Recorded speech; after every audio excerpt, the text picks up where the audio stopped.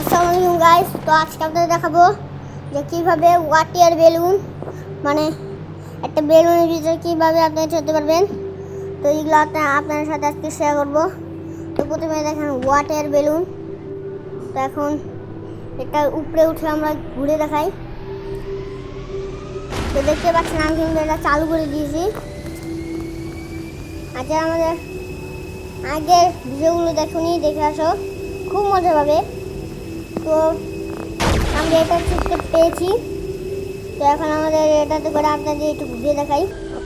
আর এই ভিডিওটা কিন্তু অনেক কম, তো আপনাদের এখন ঘুরান দেখাই। দেখতে পাচ্ছেন খুব ভালোই কিন্তু গেমটা। তো এটা কিন্তু খুব ভালো, কারণটা ভালোই উঠছে। দেখেন গাইস, আশা করছি ভালো থাকবেন, সুস্থ থাকবেন।